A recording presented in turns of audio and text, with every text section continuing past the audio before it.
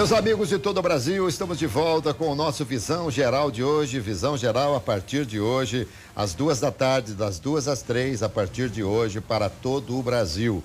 E o programa também tem reprise à noite, às 9 horas, todas as segundas, e de terça a sexta, às 8h45. Além disso, todas as nossas entrevistas podem ser revistas depois no nosso canal no YouTube, que é Visão Geral com Alberto César. E hoje entrevistando aqui o Dr. Pedro Serafim Júnior, médico especializado em ginecologia e obstetrícia. Além de médico, hein? Dr. Pedro é formado em Direito pela PUC em 92, foi vereador, como já dissemos aqui, de 97 a 2011, ano que foi presidente da Câmara Municipal de Campinas e por um período ocupou também o cargo de prefeito. Há 11 anos é pesquisador e proprietário do Centro de Pesquisa de Medicamentos CAEP, onde se dedica em período integral. O que é o CAEP? Pesquisa o quê, doutor? Alberto César, o CAEP é hoje o maior centro de bioequivalência do Brasil. Nós fazemos bioequivalência, que eu já vou explicar para você o que é, e fazemos também pesquisa clínica de uma forma geral. Qual é a diferença? Pesquisa clínica vai pesquisar o efeito, os efeitos colaterais, a segurança de um remédio. Isso pode ser remédio novo ou até um remédio antigo. E bioequivalência nada mais é que você testar um remédio e mostrar que ele é exatamente igual a outro remédio. Por que isso? Porque todo dia existe uma patente caindo. Existem remédios para um monte de tipos de doença que são usados no exterior e não são usados no Brasil porque não são fabricados pelas indústrias brasileiras. Para as indústrias brasileiras poderem fabricar esses remédios, precisa cair a patente. Certo, perfeito, perfeito. Aí eles têm que copiar o remédio no Brasil. Eles podem produzir o remédio no Brasil e fazer ou uma pesquisa clínica para mostrar que o remédio é eficaz e seguro, ou eles podem fazer uma bioequivalência, que é para mostrar que o remédio é igual ao outro. Ao que perdeu a patente. A pesquisa clínica pode custar 30 milhões de reais. E uma bioequivalência vai custar uns 400 mil reais. Então, é muito mais barato, muito as mais indústrias brasileiras optam por esse segmento, por esse caminho. E porque também é uma pesquisa muito mais rápida. Para você fazer uma pesquisa clínica, às vezes, demoram 3, 4 anos e esse remédio já passou por pesquisa clínica. Então você só vai copiar e você sabe a eficácia e a segurança dele. Para você registrar um remédio no Brasil, você registra ele na Anvisa. Você leva um dossiê, às vezes dessa grossura, com tudo discriminado, aonde você compra a matéria-prima, em que máquina que você faz o comprimido, qual é a pressão que você dá na máquina, o pozinho que chama recipiente do comprimido, qual é, aonde fabrica. É um vestibular. E o último papel é um estudo de bioequivalência. E você entra exatamente aí. Nós todo fazemos remédio. Todos. E você tem o maior laboratório nesse segmento. Maior laboratório nesse segmento no Brasil hoje. Nós já fomos em quase 30. Hoje no Brasil, que são ativos, são mais ou menos 6. E em Campinas nós temos o maior do Brasil. Nós usamos voluntários, que são pessoas que vão lá voluntariamente, passam por um check-up. As pessoas que estão aptas, que estão saudáveis, vão ser convidadas a participar da pesquisa e depois até recebe um ressarcimento financeiro pelo tempo despendido lá. Muito bem, tá aí, tivemos uma aula aqui sobre o Centro de Pesquisas de Medicamentos aqui do Dr. Pedro Serafim. Vamos voltar então para a política? Vamos lá. Vamos lá. Você tem que também trabalhar muito com remédio para dor de cabeça, porque está dando muita dor de cabeça. Muita dor de cabeça. Vamos voltar aqui, bom, eu já fui de Campinas a Brasília, vim para o laboratório, agora eu volto aqui para Campinas. O prefeito que foi considerado inelegível por 8 anos, depois perdeu o mandato enquanto foi cassado em Campinas, hoje é candidato a prefeito. Pode, eu pergunto. Quem sou eu para dizer que não pode? Para fazer um julgamento. Nesse caso, é um caso complexo, mas eu vou dar a minha modesta opinião, Alberto. Tá. Até ontem, eu diria que não existia a possibilidade, tá certo? Cassação, 8 anos de inegibilidade. A partir de ontem, do que aconteceu no Congresso Nacional, eu digo para você, quem sabe pode. Por jurisprudência aí. Por jurisprudência.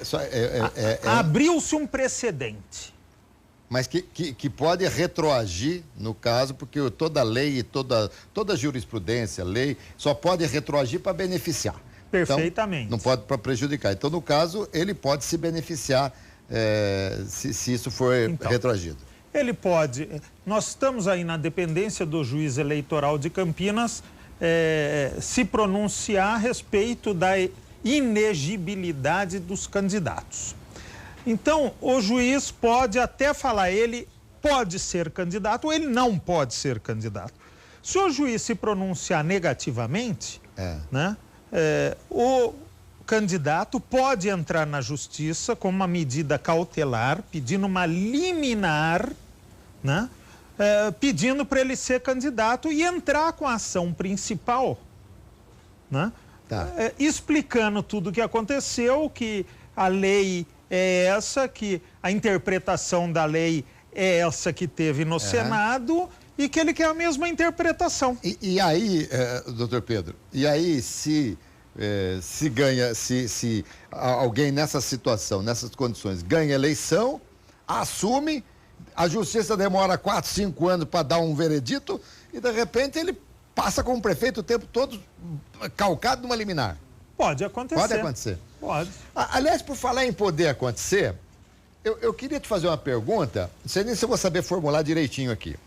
Eu hoje ouvi que a Justiça Eleitoral de Jaguariúna vetou todos os candidatos, quer dizer, nenhum tem condição de ser eleito, segundo a Justiça. Prefeito? Para prefeito. Para prefeito. Bom, imaginando, nem sei se... imaginando, e no caso não é porque o atual prefeito ainda pode se reeleger, porque vai acabar isso aí, mas na próxima gestão. Se o prefeito não pudesse mais se reeleger e, consequentemente, o presidente da Câmara não fosse candidato, alguma coisa assim. Se não tiver candidato a prefeito, o que acontece? Como é que fica a cidade? Se a justiça não permitir que nenhum dos atuais sejam candidatos, que não haja tempo hábil para que outro... Quer dizer, eu estou fazendo aqui um drama, tá certo? Não há tempo hábil, juridicamente não se pode ninguém mais ser candidato. O presidente da Câmara, que normalmente assumiria a prefeitura, também em final de mandato, terminando o mandato, como é que ficaria? Quem que assume? Olha, eu não sei responder a sua pergunta, mas eu acho que o juiz eleitoral deveria abrir prazo novamente para abrir o prazo para inscrição de candidaturas e fazer uma eleição extemporânea. Não tem outra forma. Mas estranho, né? Porque todos estão vetados hoje pela Justiça. Agora, às vezes, eles podem até concorrer com uma medida cautelar, uma liminar, como da mesma forma que nós comentamos aqui em Campinas, e depois vai ser julgado no mérito, e esse julgamento pode demorar 1 ano, 2 anos, 3 anos, 4 anos, pode ser positivo ou negativo e ter que interromper um mandato no meio. Essa é a instabilidade que nós estamos vivendo jurídica. Hoje, né? E outra. E isso que dá a insegurança para a população, para todo mundo, principalmente para o investidor, que é muito importante na economia do país e do município. Doutor Pedro, antes do intervalo, ainda quero te fazer uma pergunta. Na teoria, né? Isso é na teoria. Médico não tem crise, né? Na teoria, porque quanto mais a coisa fica complicada, mais estresse, mais doença e tal. Isso é uma coisa teórica, né? Mas o país deu uma desacelerada absurda, né? A gente sente e tal. Você acha que nós vamos retomar se não a velocidade que tínhamos, mas temos esperança, a esperança vai alimentar e por isso nós vamos dar uma grande retomada aí? Alberto César. Demorou para responder, já fiquei preocupado, viu? Não, essa questão, eu acho que quem souber, nem os maiores economistas do país não sabem dizer. Existem apostas. O meu sentimento é que vai demorar. O meu sentimento é que nós vamos... Existe muita coisa para ser consertada. A máquina pública a nível municipal, estadual e federal está superdimensionada. Nós vivemos um país que é obrigação do governo. Então o governo tem que ser grande para prover tudo, né? E esse modelo já se mostrou ineficiente. Por quê? Porque você faz bem feito a sua especialidade. E a especialidade do governo não é, às vezes, fazer tudo o que ele faz. E a gente vê até que, você falou em especialidade, né? É que você é formado em ginecologia, formado em medicina, especializado em ginecologia. De repente, amanhã eu quero que você trate na área da dermatologia, depois eu quero você na área de ortopedia, porque no governo é assim, o cara assume o Ministério da Agricultura, depois ele está no Ministério da Fazenda, depois ele está no Ministério da Educação, quer dizer, é uma coisa muito estranha no nosso país. Mas a gente vai continuar falando sobre isso, nós vamos para o intervalo, voltamos já já. Estou entrevistando aqui o doutor Pedro Serafim Júnior, o homem que, quando o presidente da Câmara me concedeu o título de cidadão campineiro. Eu volto já já com visão geral para todo o Brasil, aguarde instante só.